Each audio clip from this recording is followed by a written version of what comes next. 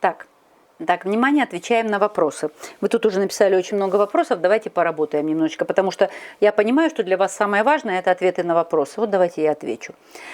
Значит, итак, Светлана, подскажите, пожалуйста, у меня идет кашель полгода, постоянно с утра заложен нос, отходит мокрота, а чихаю по утрам ежедневно по 10 раз подряд. Какие могут быть гельминты? Как я уже сказала, астрицы, аскариды, таксокары могут быть, ну могут быть, кстати, еще и грибы. Поэтому обследоваться будете на то и на то. Однажды открыла банку печени трески предвкушения, а там одни лохмотья и маленькие червячки 1 мм. Вышли из печени во время термообработки. Жалею, что не сфотографировала, быстро выбросила. В то время еще только начала эту тему изучать. Угу, да.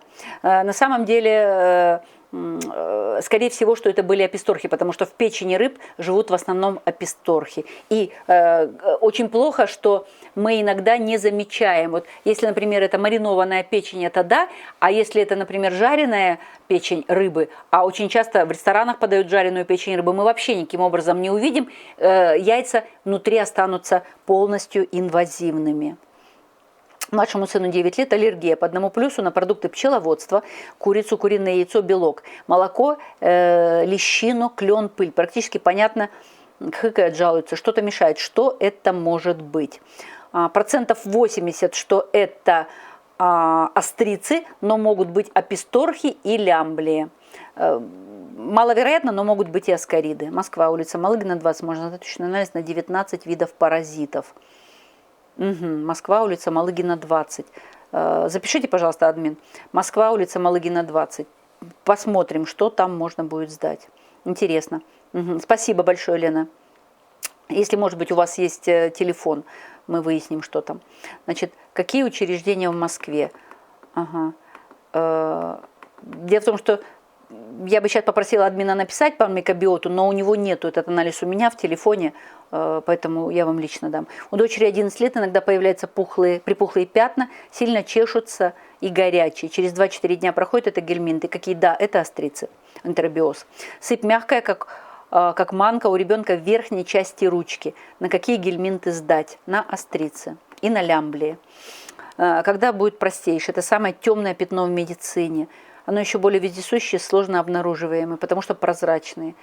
Есть теория Свящевой Тамары, что трихомонады – это и есть опухоль и рак. Да, кстати, гриб-слизневик, значит, они у нас будут июнь, они у нас будут в июле, потому что в июне у нас будут бактерии. Бактерия – это очень оказалась сложная тема, мы как бы не смогли ее очень быстро обработать, потому что вообще бессистемное все. Но мы постараемся к июню месяцу ее сделать. Что дать ребенку, чтобы определить астрицы в горшке для микроскопического исследования? Значит, первое, что можно сдать, можно дать чеснока, несколько долек прямо проглотить. Значит, можно сделать клизмочку с чесноком. Завтра буду рассказывать, как это делать. Значит, можно посветить лампой и взять соскоб правильно. Пересмотрите, пожалуйста, вебинар «Дети», я там прямо давала технику. Либо погуглите, как ребенку в домашних условиях правильно взять анализ на энтеробиоз.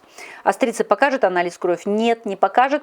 Единственное, может показать эозинофилы. Но то, что это астрицы, это не будет показано. Голубятники заражаются гельминтами, а голубятники заражаются чаще всего хламидиозом, потому что хламидиоз – это голубинная болезнь. Каким препаратом можно делать провокацию перед сдачей анализа взрослым и детям? Какой алгоритм проведения провокации прием препарата с последующей сдачей анализа? Лучше всего это будет чеснок. Так чеснок, он лучше не препаратом, а лучше чесноком или таблетками чеснока. Вот это вот самое лучшее. Можно имбирем еще попробовать. Какая лаборатория в Санкт-Петербурге самая хорошая для диагностики? Спасибо. Сейчас не могу сказать, к сожалению. Это мне надо поднять свою базу. Вы имеете в виду на гельминтов. Значит, сделайте запрос «Электронная микроскопия кала на определение гельминтов». В каких городах есть? То есть вам это ответит. Потому что электронных микроскопов очень мало. Вручную бесполезно, бессмысленно. Значит, как правильно сдавать кал? Татьяна, не могу ответить на этот вопрос, потому что вопрос поставлен слишком общий. На аскарид так, на энкилостомы по-другому, на астриц по-третьему, на таксокар вообще кал сдавать не надо, на широких лентецов особый протокол. То есть вы определитесь с гельминтом, на который хотите сдать, и наберите в гугле, как можно сдать. Потому что вот моя задача вам привести все в систему. А вот эти вот частности, там очень много деталей. Поэтому если я вам вам сейчас дам как на один сдавать, это не факт, что вы найдете то, что вы ищете. Поэтому здесь нужно немножечко более скрупулезно. Голубятники заражаются гельминтами от птиц, общаясь с ними очень тесно. Какими гельминтами можно заразиться от голубятника? Наташа, я уже сказала, хламидиями чаще всего. У птиц паразиты, вот, ну, как бы так, не характерны. Какой анализ лучше сдать на микробиоту и электронную микроскопию для определения всех сразу? Всех сразу не получится, Ира. Значит, микробиота это отдельно, спектрофото, хроматография, а КАЛ – это электронная микроскопия. То есть, вот вы не задали вопрос, но я этот вопрос ждала. Значит, можно ли доверять анализам, которые являются, как это, квантовые, аберонные и так далее, и так далее, и так далее. Нет, нельзя доверять. Нет, нельзя доверять, не более 50% вероятность. То есть можно заподозрить, но сразу же нужно пересдавать. Потому что электронные диагностики, когда это касается вот конкретно гельминтов, они практически очень часто ошибаются, потому что эталонами, скажем так, эталонов по гельминтам практически не бывает. Вот есть приборчик, который определяет гельминтов.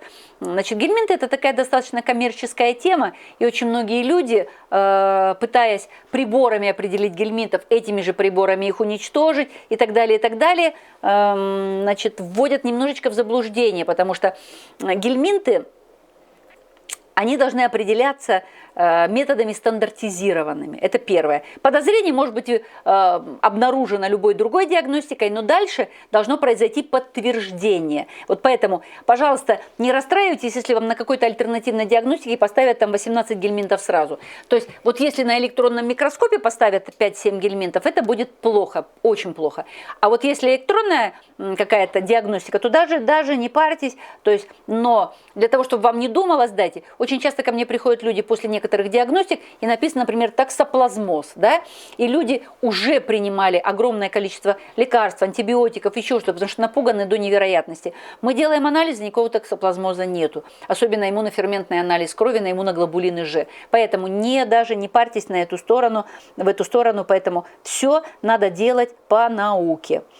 Значит, постоянно хочется откашляться мокротой, особенно по утрам. Это могут быть грибы, но могут быть и гельминты. То есть нужно провести очищение кишечника, а потом бронхолегочной системы. Завтра об этом будем говорить.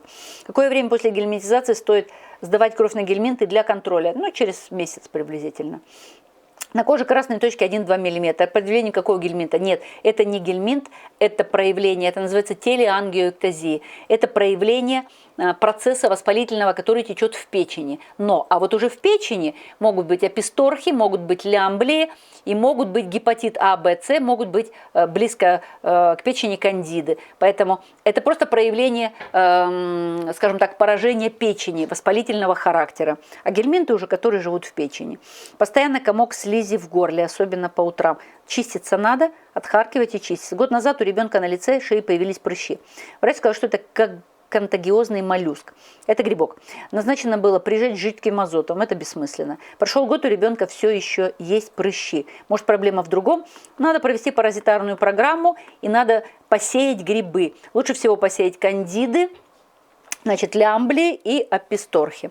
Но если ребенок в половозрелом состоянии, то есть 14 лет и больше, то это могут быть просто как бы юношеские, пубертатные какие-то прыщи. Да? Напишите админу на почту, вышлет контакты, почта ниже.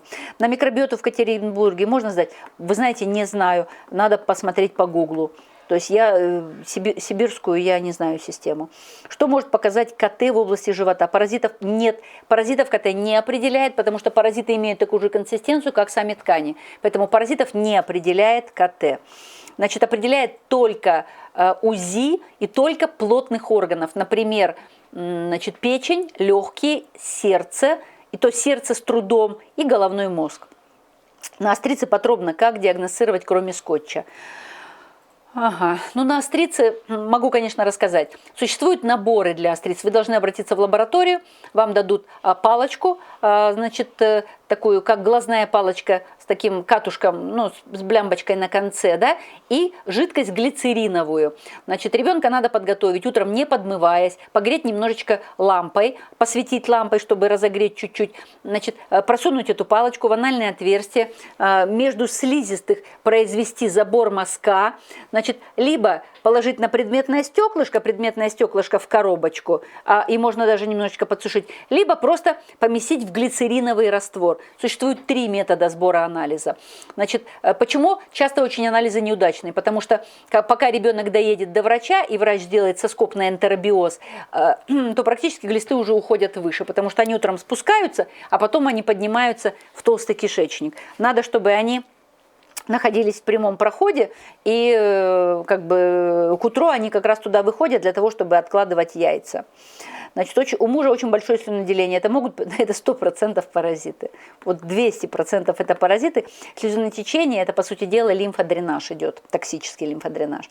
У сына 17 лет периодически воспаляется белочная оболочка на одном или обоих глазах. Через 1-3 дня проходит. Что это может быть?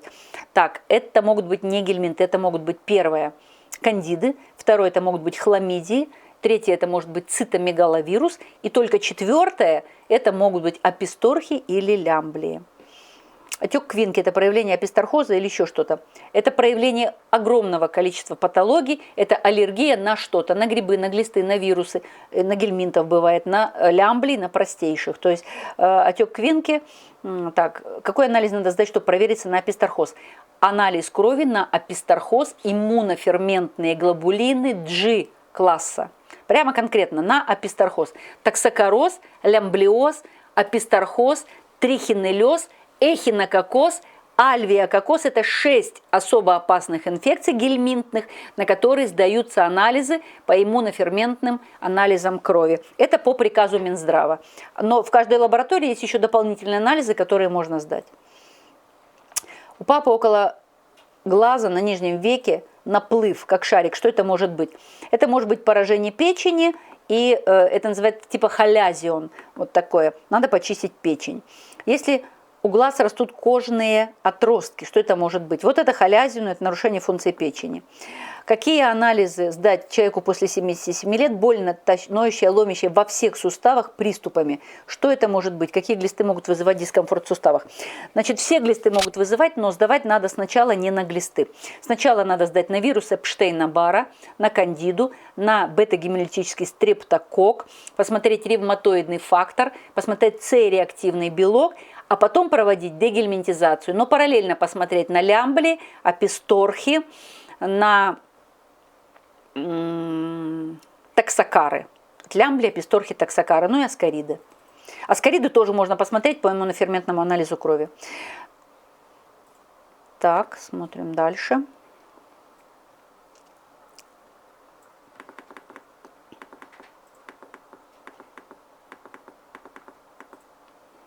Голубятники заражаются от птиц гельминтами при тесном общении. Какие? Наташа, вы уже 3-й раз задаете этот вопрос. Чаще всего бактериями заражаются. Бактериями и грибами. Зуд в анальном проходе. Может быть вызван аллергией от туалетной бумаги? Нет, не может быть. Так как был зуд на половых губах, это, скорее всего, кандида или вирус папилломы. При смывании сильвергелем зуд уменьшился. Или от паразитарной инвазии. Антипаразитарные программы провожу не менее 3 раз в год. Апистоп парафайт. У меня 2 кошки. Им делаю антипаразитарку вместе с собой. Возможно ли это от грибов, с которыми я упорно борюсь? Да, это будет от грибов. Кандидоз всегда вызывает зуд и во влагалище, и в анусе. То есть это связано с кандидозом. Проверьте у себя кандиду хорошенечко. Так, научный центр лаборатории диагностики Малыгина 20. Админ, спешите, пожалуйста. Угу. Я узнаю, что там. Виталий Данильченко, 41 год. С правого основания ногтя мизинца правой руки появилась мягкая шишечка, похожая на водяную мозоль. Вообще правая сторона проблемная. Болит плечевой сустав, хруст шеи, грибок ногтя. Большой палец правой руки. Это кандида. То есть и начался уже тендовагинит, вот эта мягкая шишечка. То есть это кандидоз. Лечить надо грибок, это не гельминты. Каплю крови смотрят на микроскопе, по ней говорят о наличии паразитов, грибов, гельминтов. Это достоверно? Значит, темнопольная микроскопия. Значит, видны грибы 100%. Видны паразитирующие личиночные гемоформы гельминтов, достоверно. Значит, каждый гельминт, почти каждый гельминт имеет короткую промежуточную гемоформу, когда он еще не гельминт, но уже либо маленький гельминт личиночный, либо циста, каким-то образом уже переходящая, в личинку, вот такие вот гемоформы. Мы их видим. Значит, сейчас ребенку контагиозный моллюск, это грибок. Устрицы опасны? Да, устрицы опасны, они передают огромное количество гельминтов. У ребенка 8 лет при ОРВИ всегда наглатывающую слизь из носа. Да, паразиты, это острицы. Слизь – это острицы. Какие боли могут быть на фоне гельминтов? Мигреневые. Мигреневые боли нет, не могут быть на фоне гельминтов. Расскажите про индивидуальную консультацию. Ага. А какую вы имеете в виду индивидуальную консультацию? Если вам нужна индивидуальная консультация, вы, пожалуйста, напишите админам, напишите, так сказать, на почту, напишите проблему, которая вас волнует. Эту проблему мне передадут. Единственное, так сказать, мне надо выделить время, пришлите все анализы туда, которые можно, и с вами свяжется или админ, или я сама позвоню. Может быть, паразиты причинной миомы. Так, паразитоз причиной миомы. Вы знаете, чаще всего это грибы, на втором месте это вирусы, на третьем месте эти бактерии. Теоретически паразиты могут быть. Какая-нибудь личиночная форма токсокороза может быть абсолютно точно. Могут быть какие-то... Острицы очень часто заползают. Если имеется обсеменение острицами, то они заползают и, по сути дела, получается воспалительный процесс. Но так, чтобы вызывать какую-то серьезную миому, это вряд ли. Последний вопрос. Гельминты могут вызывать бесплодие? Нет, гельминты не могут вызывать бесплодие. Как правило, это вирусы, бактерии, грибы и различные гормональные нарушения. Бесплодия нет, потому что гельминты в яичниках не живут. Гельминты живут в основном в кишечнике, слава богу. Второе место – печень, желчные протоки, протоки поджелудочной железы. Третье – это аппендикулярная трость, так они туда заползают. А их токсины нарушают работу нарушают работу суставов, крови, различных других внутренних органов. И вот токсокары ползают по всему организму, под кожей везде. И филярии. Но остальные гельминты как-то, волосоглав еще перемещается. А вот широкие черви, лентицы, бычьи цепни, они, как правило, сидят в кишечнике. Вот чем, так сказать, мы можем успокоиться? Мы можем успокоиться тем, что 90% гельминтов находятся, как правило, всегда в кишечнике поближе к кухне, поближе к пище.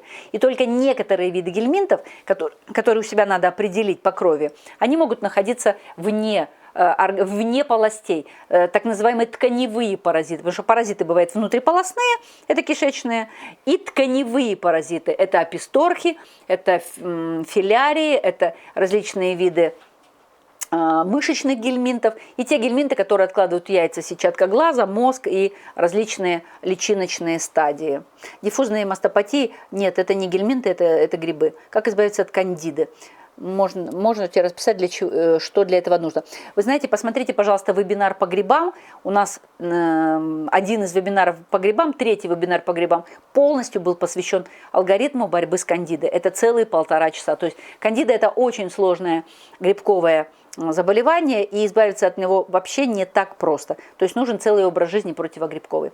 Значит, на этом мы с гельминтами на сегодня заканчиваем. Я вас благодарю за активную работу. Завтра в 20 часов мы начинаем самую важную тему – лечение гельминтов, или оно будет называться всеобщая поголовная дегельминтизация. Поэтому ждем вас завтра. Этот вебинар останется у вас, те 2 вебинара останутся, и 4-й вебинар у вас тоже останется в личных кабинетах. Поэтому смотрите, изучайте. Я думаю, для того, чтобы немножечко вникнуть, вы должны как минимум просмотреть еще 3-4 раза, не меньше, потому что темп у меня очень большой, иначе я ничего вам не успею сообщить. Да? Поэтому постарайтесь несколько раз просмотреть, может быть, что-то записать, систематизировать, алгоритмы какие-то. Будет что-то непонятно, спрашиваете. Могут ли гельминты вызвать заболевание крови? Могут. Спасибо вам большое тоже, что вы работали. Я очень рада, что наш труд приносит кому-то пользу, потому что на самом деле у нас огромная обратная связь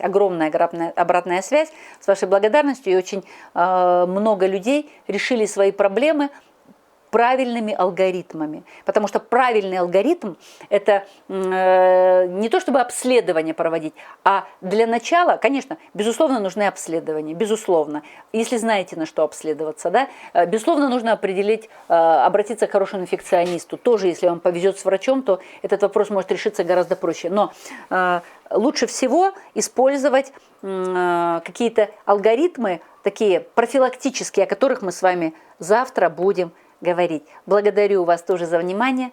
На сегодня до свидания.